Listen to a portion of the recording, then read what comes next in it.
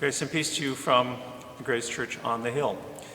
We've been exploring the life and the poetry of T.S. Eliot, the Nobel Prize-winning poet and dramatist, literary critic, and convert to Christianity. And that's where we are right now. I'm going to talk about his conversion in 1927.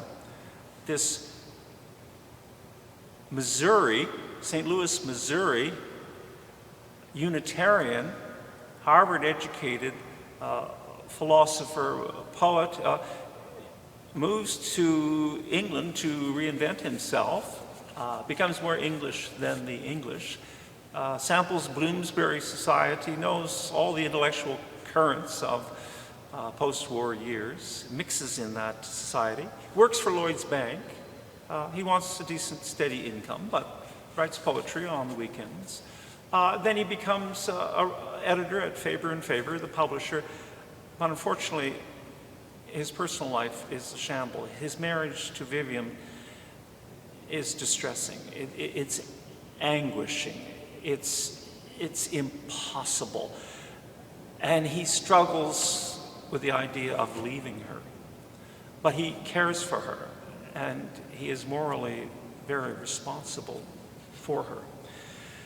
But out of this sort of depressed, melancholic sense of failure in every part of his life, and we've seen that echoed in his poetry, The Wasteland, The Hollow Men, he decides to become a Christian. He's haunted by remorse, by what might have been, the choices he made. And of course, ultimately, there's a sense of this fear of damnation, this sense of being forever lost, forgotten, exiled, alienated from God. So he decides to be baptized. And he has a friend, an American friend, poet friend, who's a chaplain of Worcester College, Oxford, and he asked him if he might be baptized, but of course secretly. So they lock the doors so no one can see. He doesn't want to exhibit this publicly or have it written up. So he is baptized in June the 29th, 1927, in Oxford. And then the next day, the Bishop of Oxford confirms him in his private chapel in Oxford. The end of one identity, one life, the beginning of a new life. And what this conversion does for Eliot is gives him, in a sense, a monastic discipline, an order, a form, a structure to his life. And he becomes intensely conscientious about devotions.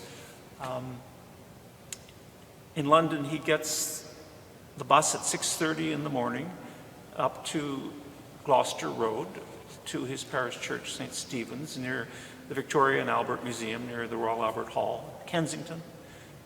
And he goes to early morning mass most days, and then takes the bus back and has breakfast and does crossword and plays a bit of cards before getting down to work. And that becomes his discipline, his chosen asceticism. Out of disorder, chaos, dissipation, destruction, emptiness, the wasteland, comes this rebirth, this healing of this fragmented self who felt much more chosen than choosing.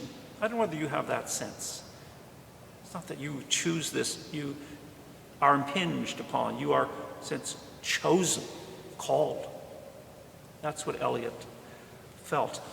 Some mocked him as a Calvinist in Anglican clothing, but I think they'd just rarely seen such a disciplined Anglican.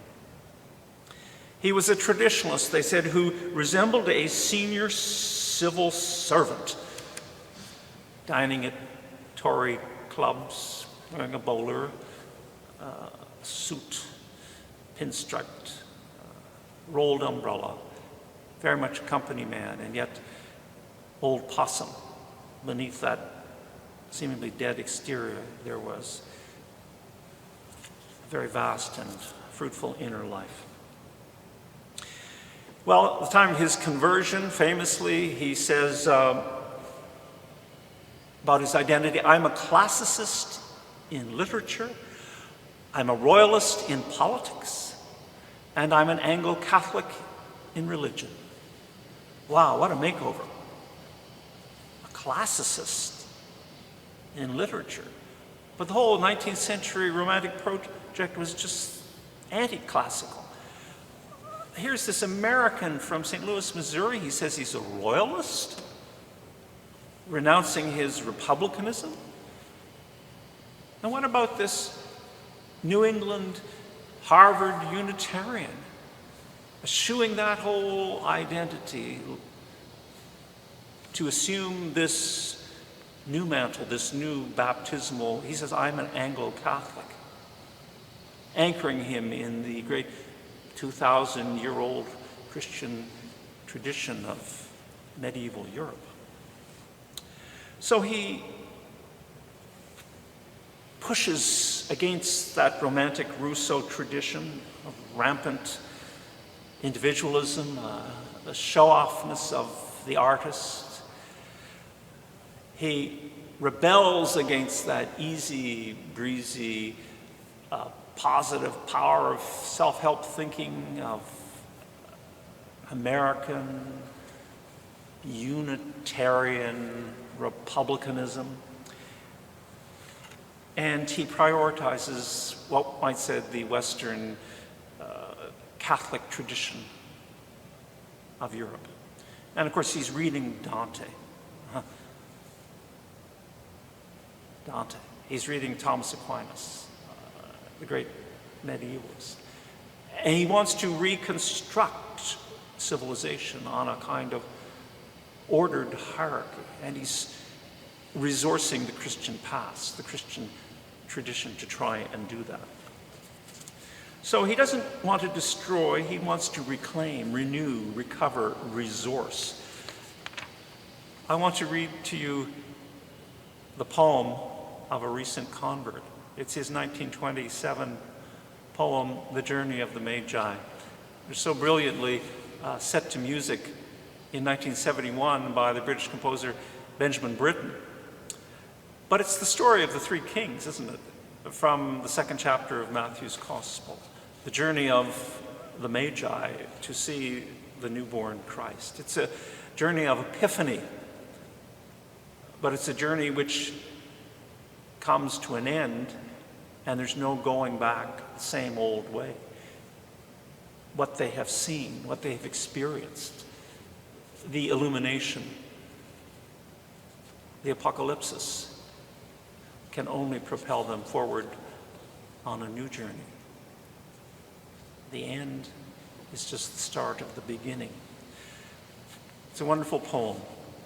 And in Benjamin Britten's setting of it, and you might want to catch it on YouTube, the three kings are set for bass, baritone, tenor, and countertenor.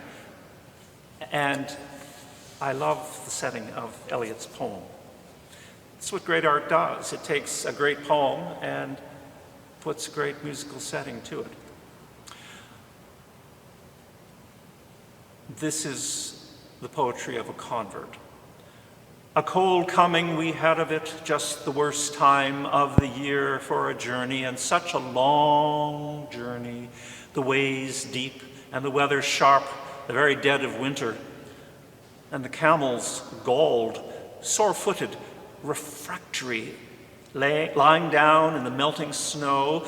There were times we regretted the summer palaces on slopes, the terraces, and the silken girls bringing sherbet. Then the camel men cursing and grumbling and running away and wanting their liquor and women, and the night fires going out, and the lack of shelter, and the cities hostile, and the towns unfriendly, and the villages dirty and charging high prices. A hard time we had of it. At the end, we preferred to travel all night, sleeping in snatches, with the voices singing in our ears, saying that this was all folly. Then at dawn, we came down to a temperate valley, wet, below the snow line, smelling of vegetation, with a running stream and a water mill beating the darkness, and 3 trees on the low sky, and an old white horse galloped away in the meadow. Then we came to a tavern with vine leaves over the lintel, 6 hands at an open door dicing for pieces of silver, and feet kicking the empty wineskins. But there was no information. So we continued and arrived at evening, not a moment too soon, finding the place. It was, you may say, satisfactory. All this was a long time ago, I remember, and I would do it again. But set down this, were we led all that way for birth or death? There was a birth, certainly.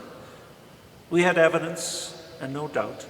I had seen birth and death, but had thought they were different. This birth was hard and bitter agony for us, like death, our death. We returned to our places, these kingdoms, but no longer at ease here in the old dispensation, with an alien people clutching their gods. I should be glad of another death.